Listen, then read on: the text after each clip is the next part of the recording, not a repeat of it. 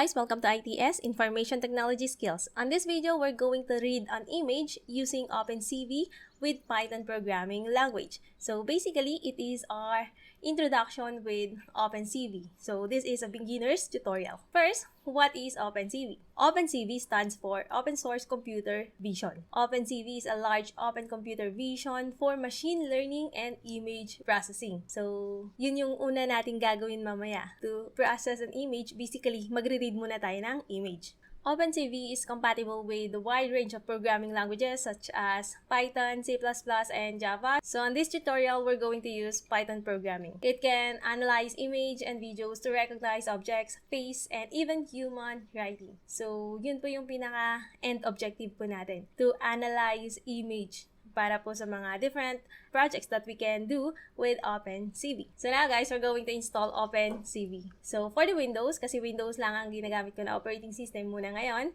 so we're going to open our command prompt and just type the following command. Okay, so we have pip install Opencv Python. Yun lang yung kailangan natin. Then aside from the Opencv, we're going to install na rin po yung NumPy natin and the matplotlib. These two library is ginagamit with the Opencv para mas ma-analyze natin mabuti yung mga image na pinaprocess po natin. So if you don't know how to use NumPy and matplotlib, I have a separate video about that. I'll be placing the link down below or just sa taas ng screen nyo para mapanood nyo rin yung mga kaya natin gawin with NumPy and matplotlib. After installing your Opencv dun sa Python nyo po, we're going to read na yung image natin with Opencv.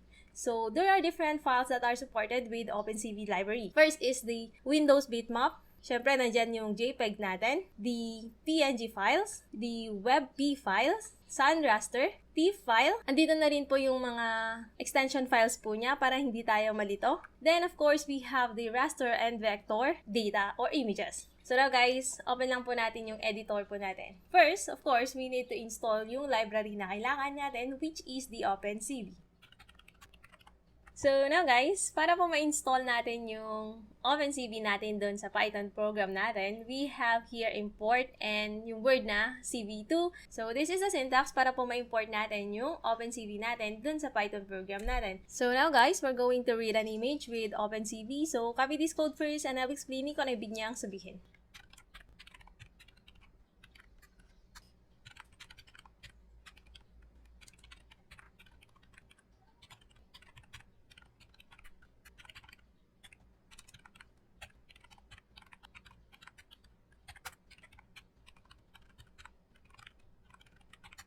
So here guys, meron na tayong code natin. I-save natin muna yung image na file po natin or yung project po natin. Punta lang tayo ng save as. Then hanapin natin kung saan natin gusto mong i-save. So sa akin, gusto ko siyang i-save sa desktop. Then gumawa ko ng folder na lang na image.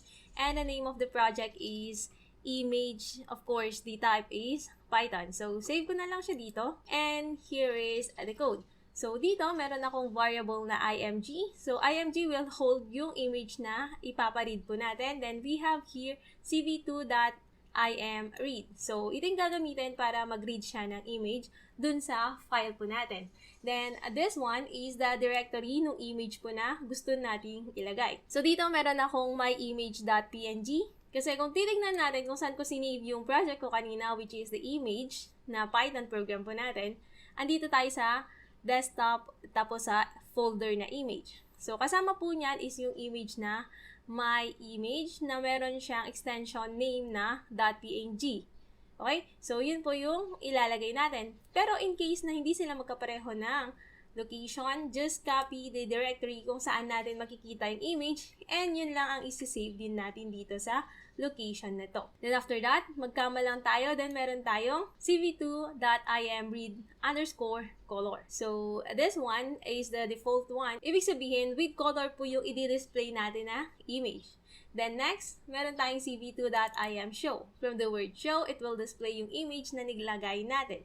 Then itong string na to, this is the title nung window po natin. Ang i-display dun sa window na yon is yung img or yung nakasave dun sa variable natin na img. The next, meron tayong cv2.waitKey. So for the waitKey, para po maghintay siya ng specific time before niya i-dispose or i-close yung image. Kasi pag wala to, magkuklose agad yung window natin, hindi natin siya makikita. So basically, millisecond ang nilalagay natin dito, pero kapag 0 ang nakalagay dyan, maghihintay siya ng key press before siya mag-close. So, pag nag-close siya, it will destroy all window na naka-open. So, ngayon guys, let's try to run this program. Kikita natin dito, meron tayong na-create na window. Yung title po niya dito is yung image. Yun po yung nakalagay dito sa I am show po natin.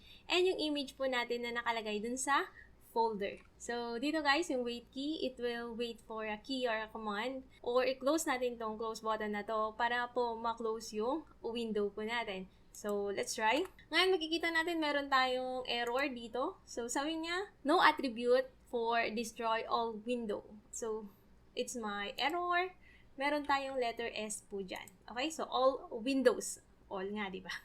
So, ibig sabihin, madami yung window. So, now guys, meron ulit tayong nakaran dito. Mag-press na lang tayo ng any key or i-press lang natin tong close button na to. Nag-close na po yung program without the error. So, recap lang tayo dun sa CV2 IMRead po natin. So, this method is used to load a specific file or image dun po sa program po natin. So, the syntax is cv2.imread, yung path or yung directory kung saan natin makikita yung image and yung flag po na sinasabi natin. Ito yung mga parameters na pwede nating ilagay. So, of course, we have yung path, ito yung directory, ito yung nakalagay dyan. And yung flag po naman natin specifies the way which image should be read. So, the default one is yung cv2imread_color. Ibig sabihin, naka-color po or with color yung i-display. So, aside from that, meron din tayong cv2imread grayscale. Ibig sabihin, black and white yung i-display. And we have cv2imread_unchange. Ibig sabihin naman nito, kapag naka-PNG ka, wala siyang background or meron siyang opacity, ganun pa rin po ang pagkaka-display po niya. So, I think yung image na na-download ko is plain lang po siya kahit naka-PNG nakalagay. Pero try pa rin natin mamaya. So, for this one, pwede din naman natin siyang palitan na. So, for the color, this is yung value po natin is +1. Grayscale, pwede natin yan ilagay as 0. Unchange, pwede natin ilagay yan as -1. So, kung hindi natin ito maalala, let's say, syempre, medyo mahaba yan, hindi natin maalala cv2imread_color, pwede lang natin yan ilagay as number 1. Same lang po sila, no? cv2imread_color. Okay? So, wala silang pinagkaiba. Now, let's try naman yung grayscale. So, for the grayscale naman, makikita natin black and white yung display. So, sabi ko nga kanina, para sa grayscale naman, the value can be 0. So, pag ganun yung gusto natin, pwede lang din nabang nating ilagay dyan na 0. Same lang din yung output. Next, we also have yung unchanged na value po natin. So, for the unchanged one, pag merong opacity or naka-PNG, pero sa akin yung na-download ko, sabi ko na nga ba, meron pa rin siyang white dito. Okay? So, kung paano nyo for unchanged, pwede naman natin ilagay dyan as -1. It also have the same output. So, ngayon naman guys, gamitin naman natin yung isa pang library natin, which is the matplotlib. So, again, copy this code first and I'll explain kung ano ibig niyang sabihin. So, edit na lang natin to. Tanggalin muna natin siya and copyhin muna natin yung ibang code po natin.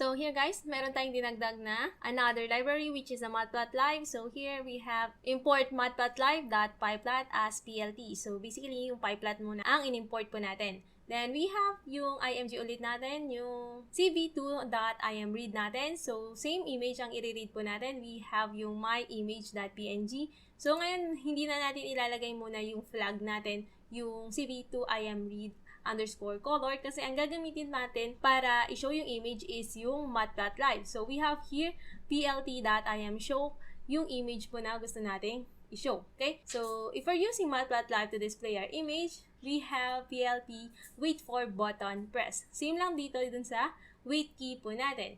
Then, kapag nag-press tayo ng close button, i-close niya lahat ng window na naka-open. So, now, let's try to run this one. Kikita natin, we have this image. Meron na rin po tayo ng mga bar natin dito. Same if we are using our matplotlib.pyplot. Pero meron tayong mapapansin, yung color ng image natin is medyo na iba. Because the actual image is like this. Yung color red natin naging color blue. So, parang medyo nagpalit yung mga colors po natin. So, what's the reason? Because if we are reading an image using our Opencv, yung color po niyan, it will read as GBR. Mas mauna niyang i-read yung blue, green, then red. But if we are displaying an image using pyplot, ang pag-display po niyan is RGB, which is the default one naman. So, parang baliktad yung pagkaka-display natin. Okay? So, if that will happen, or if that's the case, kailangan muna natin i-convert yung image natin from GBR to RGB. Okay? So, for that, meron na lang tayong gagawin na bagong variable. So, let's say RGB image. And convert muna natin yung image natin.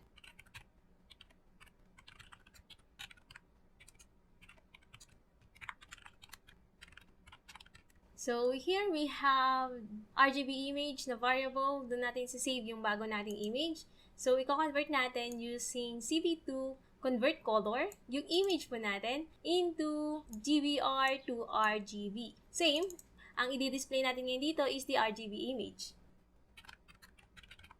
Now, let's try to run this one. Makikita natin ngayon dito that the color of the images are similar with the original one. So that's it guys, we're done reading images using Python Opencv. So kung nakatulong tong video na to, don't forget to like, and of course kung gusto mo pang matuto about computer programming and other computer stuff, don't forget to subscribe and hit that notification bell for more tutorial videos. Bye!